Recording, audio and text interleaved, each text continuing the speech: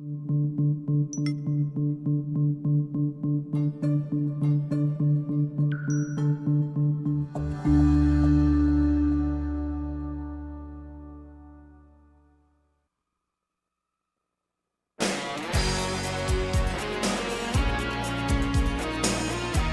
to Legends in Leadership, brought to you by ISF and the Carrington Group. Legends in Leadership is an inspirational podcast featuring the stories of leaders who are making a difference. Our goal is to inspire you with the stories of leaders who come from humble beginnings, overcome challenges, and ultimately rise up to make a difference in people's lives.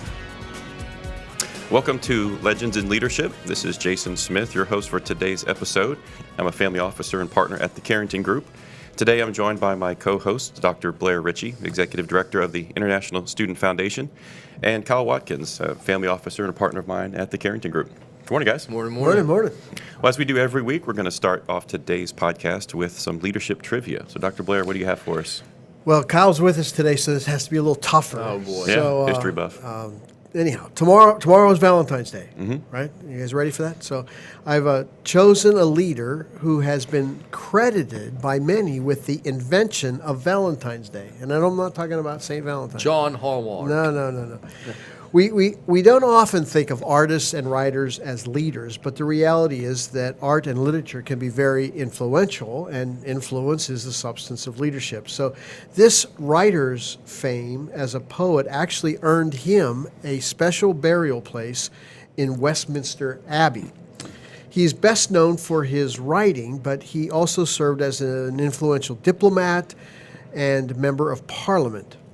Though he died in 1400, his writings are still widely read and studied in most high schools and colleges.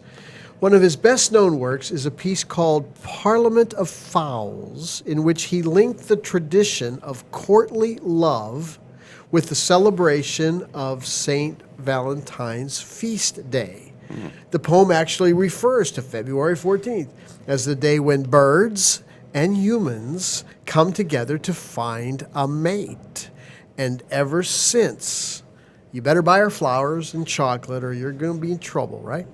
So who is this legendary leader credited with the launch of Valentine's Day? I'll be back at the close of today's program with the answer. That's a good one. We'll see if Kyle is the art buff as much as he is the history buff. I mean, deep water out there. Okay, good. That's Well, where we you are belong. calling a bit of an audible today as our guest had a last-minute conflict that arose, and so we'll be getting her rescheduled. But rather than skipping the podcast, we thought we'd share some thoughts around leadership, encouragement, leadership, training. How is it that people are effectively and efficiently growing other leaders in their organizations? And the question for me came to mind. I recently attended the Vistage Executive Summit, the annual meeting of the various groups in North Texas. And the themes of leadership and culture in organizations were big for this year. And one of the standout speakers that I enjoyed was Scott Wozniak. He's a consultant and really built a reputation for himself at Chick-fil-A. So his role at Chick-fil-A as an executive was to go out and discover how other companies are solving the challenges that they're facing. And I thought that was one of the first leadership nuggets for me that I pulled out of that, is that leaders don't have to create the answers themselves. That many of the problems that leaders face aren't necessarily new. They might have a twist, some unique qualities to them. But many of the issues leaders face, whether in business or nonprofit or leading their families, have probably been faced by someone else before. And there might be some opportunities to learn from someone else's experience. Absolutely, and the humility it takes to say, I don't have all the answers, but someone else might, and to launch out and study others, awesome. Well, absolutely, and then to go to that point, delegation, being able to lead, you've got to be able to trust your team. You got to be able to rely on the people that's driving the engine of your department, your group, or your firm, whatever it may be. If you are truly a leader, you've got to be able to let your people do what they're good at, and their unique abilities are. You've got to let them run and let them do what they got to do.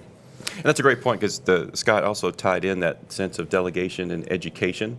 And so at Chick-fil-A, they're their goal was for people to be friendly, regardless of how you're interacting with someone at one of their restaurants. But he said, how do you describe friendly? How do you teach someone to be friendly? And so they actually did some work, and he shared with us that the famous "My pleasure" response actually came from the Ritz-Carlton. And so far more people give Chick-fil-A credit for that because they have far more regular customers than the average Ritz-Carlton.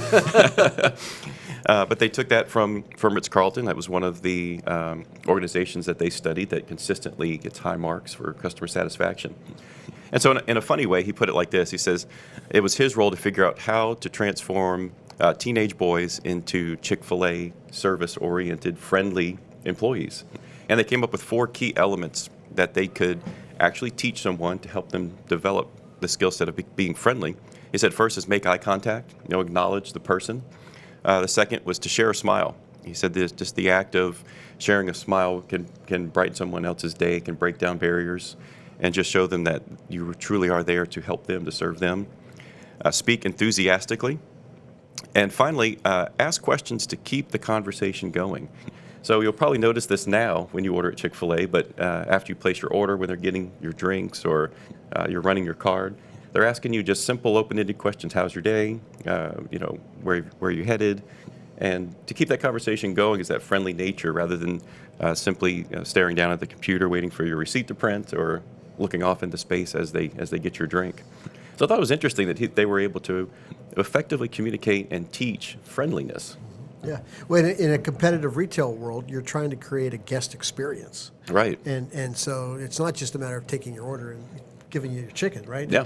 You're trying to create some kind of an experience doing that, and that requires the kind of training because these are teenage boys. Right. and they need to be trained. So. Right. And they've been incredibly successful at it because I guarantee you all their competitors talk about a lot of the same things: customer service, guest experience, all these different things. Be friendly, smile at people, look them in the eye. But there's a difference in the culture because they do it and they pull it off. Because I mean, you can go in to any Chick-fil-A and I know what I can expect. Right. But I mean, you compare that to their competitors, and can you really say that? So, Yeah. I own this little smoothie store, right? In our franchise world, the mission of our store is to make every guest's day better.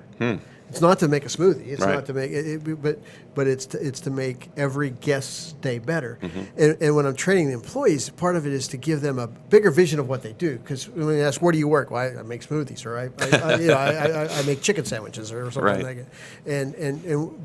But if you could realize that what you're really doing when that person steps through the door, their day just got better, Mm-hmm. and it got better because not only are we presenting or providing them the what we would call the best tasting smoothie on the planet, but we're also treating them in a special way Right. that helps them their day become better. Yeah. And Scott also mentioned not only do you communicate what is expected, but you have to have management that lives it. And so the leaders must live it so that people can see it modeled. And that's what gives them the path to see how to implement those own requests and those own expectations. And he gave a great example. He said, if you're in a meeting and the leader is consistently 5 minutes late, what does that tell everyone else? Right. It's okay to be late. If the leader's in and on a cell phone scrolling through things while other people are talking, what does that say? It's okay to not pay attention. And so part of that leadership process of growing the next set of leaders in your organization is to model the behavior that you want, even in times when maybe it's not the natural behavior that you might be comfortable with. Mm-hmm. Yeah, if the leader doesn't create the culture, live the culture, model the culture, the people under that leader are Yeah. not going to. So Yeah. that's what leadership is, right? Yep. Right, and how do you grow? Because you want to grow leaders underneath you, because what you're doing is they're taking more onus upon themselves. They're adding more to their plate. They're wanting to grow, and how are you going to nurture them? By good leadership examples of, in a lot of the stuff you hear it. It's a catchphrase here and there, but at the end of the day, if you're not setting the tone as a leader, if you're not instilling the culture and what you expect of the people underneath you, then it's a rudderless ship. Well, and holding them accountable. I think that's the other thing that leaders do in Yes. those settings. They hold the people under them. And many times it's the top end of leaders, they have to, it's working with other leaders. Yeah. And it filters down through the organization so that at every level there's a consistency, there's a and an accountability that we're acting this way, we're going to hold each other accountable to that as well, and to be submissive to that accountability is critical. And there's no exceptions, and that's another key point that Scott made, but I've also seen in other organizations where just because someone's a good performer doesn't mean they get a pass on falling in line with the values of the organization. I have a friend that runs a very successful roofing company, and his top salesperson, by a fair margin, just wouldn't get on board with the changes he wanted to make as he drove the culture into more of a customer-oriented experience. And he made the tough decision to let that person go. And funny enough, the next year they had their best year ever because the rest of the team appreciated what he Incredible. did and told that to him, how much they appreciated the fact that not only did he tell them it was important, he showed them what was important.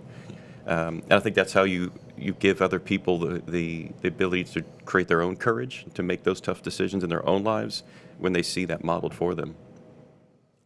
And that is a tough decision. Absolutely. And when you're looking at the leadership challenge is, am I willing to make that tough decision? Because there's no guarantees sometimes how that can turn out. And it's kind of cool that turned out well for them. Yeah. And funny enough, I've heard in a couple different ways people have shared with me that I've never fired someone too soon. And so Very nice. It kind of speaks to the fact that we all, as leaders, begin to know pretty quickly when things aren't going well. And certainly the first step is not to let someone go. I mean, have some grace and some compassion and dive in and understand what changed and is this an opportunity to improve.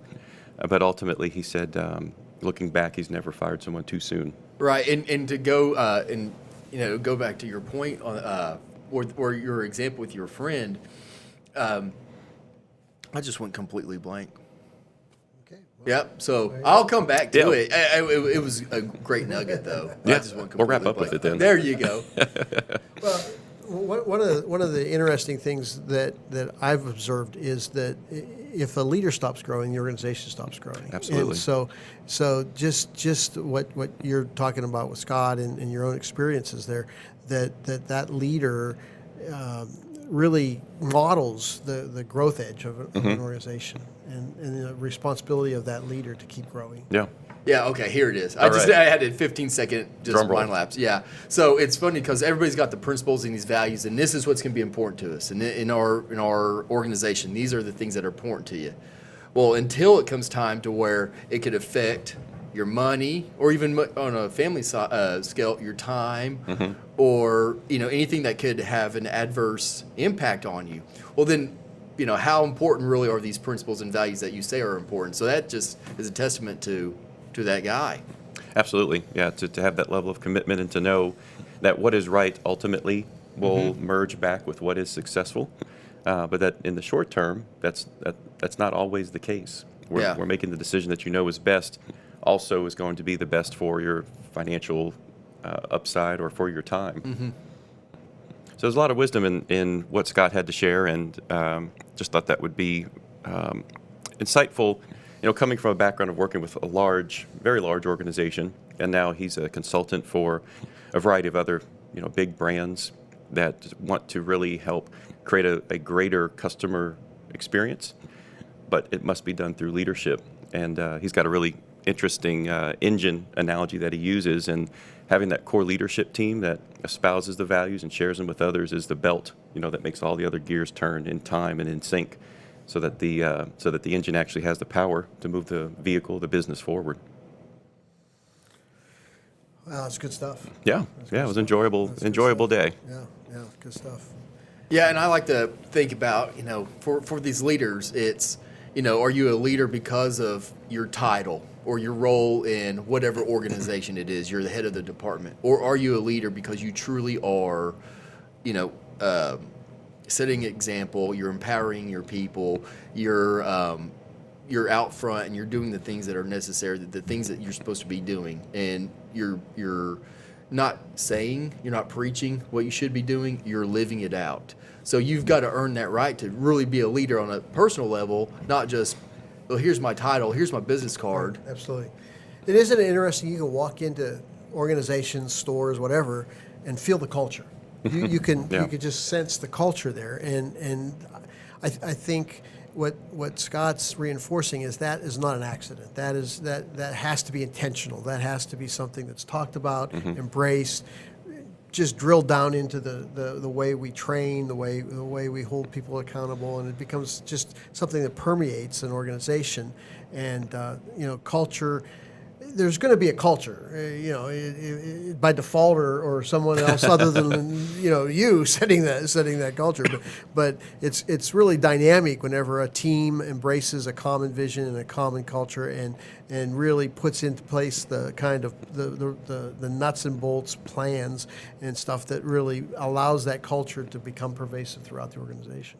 Yeah, and it reminded me too of a clip that Gary Vaynerchuk recently posted of one of his keynotes. And what really stuck out to me, he says, if as a leader you haven't figured out that you work for your team, for your employees, then you're on the completely wrong path.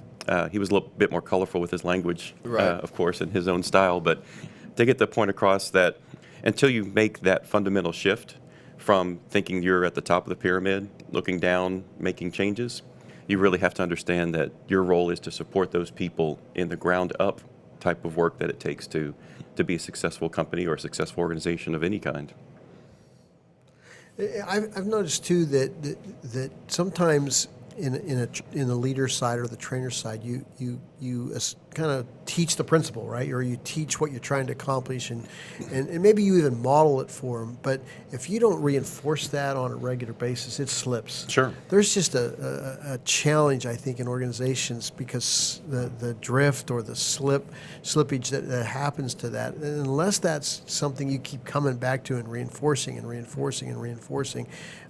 those values can leak in a very big time way. Sure, absolutely. Yeah, a great example. And for those of you who haven't seen the podcast from 2 weeks ago, Kevin Lackey, he lives this. I mean, from what you're describing, Jason, he started out sweeping, cleaning the floors, bathrooms, and look where he's at now. Right. And he still has that mindset of I forgot the slogan or whatever term Ram it? he used. Was it Ram It? It was. I don't think it was Ram It. Oh. Or maybe, yeah, it was Ram It because he's talking about taking out the trash. It's Yeah. something that small. But if you're the leader, and Right. you're going to do it. What does that? Everybody's watching you. But if you're in there and you're doing that work, your servant leadership, it reverberates throughout the entire organization. Absolutely. I've been thinking about this a lot with regards to the empowerment issue, and the two challenges that I face are, one is what do I know that I'm not acting on, and I already know it, but I'm not acting on it because until I act on it, then I'm not. What good's knowledge unless you're playing Trivial Pursuit, right? And so it's only the knowledge that I act on and apply that really makes a difference and I get rewarded for. But then there's the question of what don't I know that I need to know in order to get to where I want to go. Mm-hmm. And I've been thinking about that. How if I don't know it, how do I know I don't know it, and how do I know what to know? And unless someone is speaking into my life, mm-hmm. unless there's some element of coaching or just where I have an active growth plan that I'm intentionally following, that's going to be an issue. And if you look at the leaders we've talked to, almost all of them have some kind of coaching component in their life or in their leadership, and some of that is just what don't I know that I need to know in order to get to where I want to go. Right. And that's where I think another story that comes to mind is a local marketing agency that started a book club where company-wide they read the same book, and the book is suggested. It can be suggested by anyone. It's voted on. And the leader of this organization was telling me that really created some vision into some blind spots based on the types of books that were being recommended. And what is it that those folks want to learn? What are they hungry for? And how can he tap into what they're already passionate about and merge that with the vision of the company? So absolutely, being open to just the variety of ways in which you can keep your own saw sharp through the process of being a leader. It's an iterative process. I think the other thing that I've become more and more convinced of, and especially as I work with ISF, is the value of shared knowledge. That I need to keep learning. I need to keep kind of sharpening my saw and expanding my knowledge base. But if I just hoard that to make myself richer or more powerful or whatever, I lose something. But whenever I share my knowledge, whenever I help someone else know what they need to know, there's an exponential return on that. And the power of mentoring that we see in ISF, working with aged-out foster care youth, is pretty much that. It's taking your life experiences and your knowledge and just sharing that with someone who doesn't have that in their life. Right. And we can't become where we need to go alone. And so we have to have people who are willing to speak into our lives. And I just think that's just reinforces the power of intentional mentoring, and whether that's in an organization where you're bringing junior executives up, or just being willing to share what you're learning is really, I think, a key element that growing leaders do. They just do it. And the final point from Scott's keynote that I took away was, as you're growing these leaders and expanding your leadership team, you've got to understand the fundamental difference between what he calls the track team versus the football team. So when you show up to a track meet as a track team, there's certainly an upside. There's an award for winning as a team, but there are dozens of individual awards along the way, individual races, individual field events. With the football team, there's only one scoreboard. And all 53 or so team members and dozens of coaches are all playing towards one scoreboard. And so there's no secondary victory for any one individual player on the field. And so as you grow other leaders and you're building that leadership team, he encouraged us to make sure we're building football teams. People that from a system perspective understand that they are all working towards the same ultimate goal, and that there's not an individual win if the team doesn't win as a whole. Man, that's a fantastic analogy. I love that.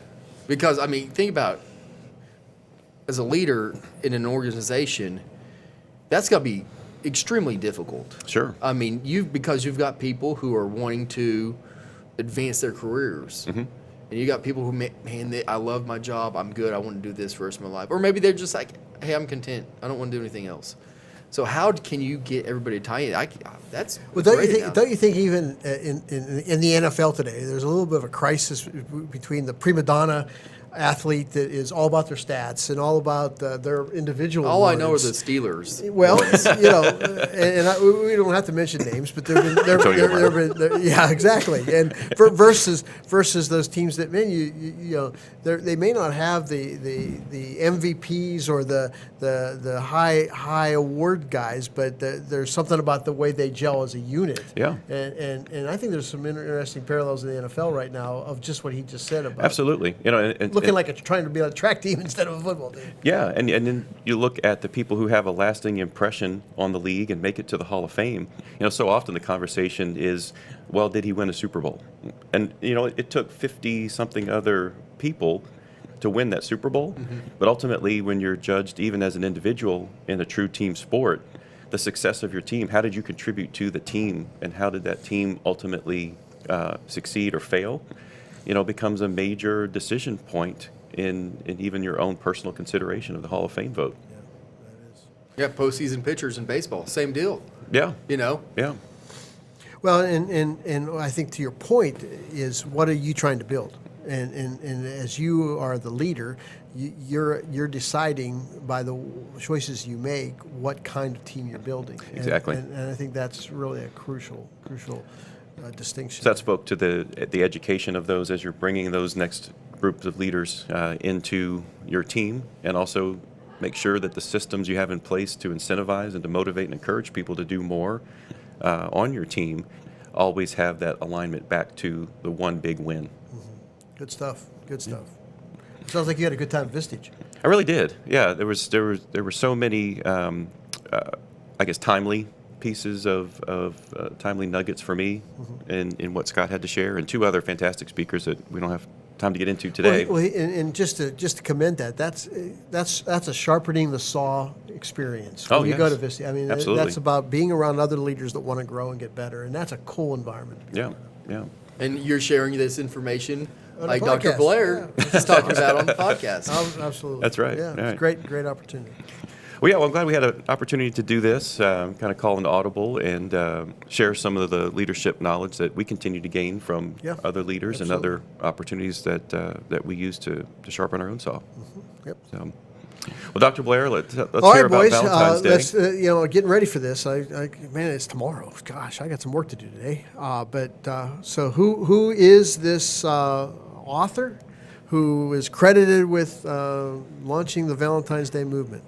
Okay, so disregard if this is incorrect, all this. So not the artsy part, but everybody's related to somebody famous, right? So supposedly we trace back to Henry VIII. So Oh, wow. So British government and all that stuff, it has always been interesting to me. So that side of it gave me a guess. I don't know if it's right or not. All right. Well, so here's your guess. Chaucer. Oh, my gosh. that guy does it How are you every doing time. this? Geoffrey Chaucer. Wow. You read Canterbury Tales Yes. somewhere along the way. Everybody's Yeah. read Canterbury Tales, but in the Parliament of Fowls, he went Man. on the edge. So well done, lad. Wow, Well done. that was. I pulled that one out Yep. somewhere. If we ever play Trivial Pursuit, I'm picking Kyle on my team this first. is the king of unapplied knowledge right here. yeah, I don't know where to go with I that. don't know. Yeah, that's awesome. Hold on, Well done. Chick-fil-A. Yeah, Geoffrey Chaucer. There you go. Well, folks, that's a wrap for our podcast today. On behalf of Dr. Blair Ritchie and Kyle Watkins, I want to wish you a good day. And remember this, if your actions inspire others to dream more, learn more, do more, and become more, then you are a leader. Legends in Leadership is brought to you by the Carrington Group. Carrington Group is a family office with a passion for helping business leaders and their families make smart choices and fulfill their highest aspirations. To learn more about the Carrington Group, visit their website at www.carringtonfo.com or Google Carrington Group Dallas, Texas. ISF is committed to leadership development for aged-out foster care and orphaned youth. ISF's mission is to transform these youth into tomorrow's leaders with scholarships, mentoring, and leadership training. To learn more about ISF, visit their website at isfsite.org or Google International Student Foundation to learn more. Securities offered through Regulus Advisors, LLC, member FINRA/SIPC. Investment advisory services offered through Regal Investment Advisors, LLC, an SEC-registered investment advisor. Regulus Advisors and Regal Investment Advisors are affiliated entities. Carrington Group and this broadcast are independent of Regulus Advisors and Regal Investment Advisors.